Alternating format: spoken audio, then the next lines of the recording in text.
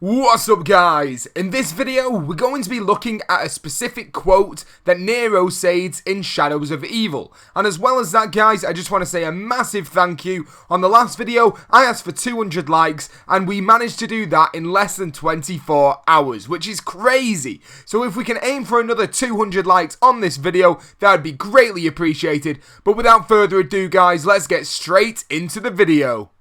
During my time of playing Shadows of Evil, there's one quote that really interests me. The quote I'm referring to is this one, spoke by Nero. This was the one book that I was afraid to read, the one book that gave me nightmares. Even now, I just can't. In that quote that you just heard, Nero speaks about a book that he doesn't want to talk about.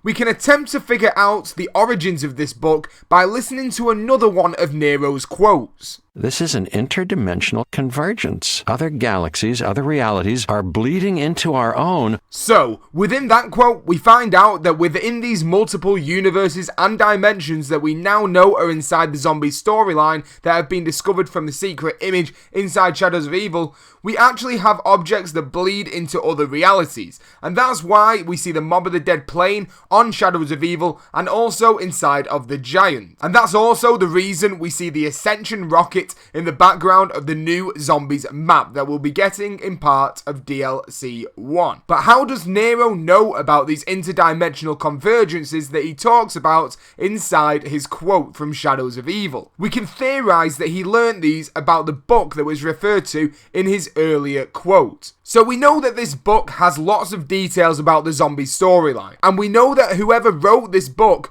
must have had a vast knowledge of the situation that the Shadows of Evil characters are currently trapped inside. Which character in the zombie storyline do we know who has wrote a book? Well, Richtofen has wrote a book. His books are scattered all over the other zombies maps within the storyline. We know that Richtofen is travelling to these other dimensionary versions of Earth to kill the other versions of himself. And that's what we see depicted inside of the Giant cutscene. And we know by the hidden image inside of Shadows of Evil that he's put the house that young Richtofen and Samantha are currently inside within its own little bubble of space and time to keep them safe. Because Richtofen knows that if the youngest version of himself that's inside that house dies, then he will cease to be and will be wiped out of time and space altogether. My theory is that the zombie storyline will end with only two remaining versions of Richtofen, being the one that we know and love and also the young Richtofen trapped inside the house.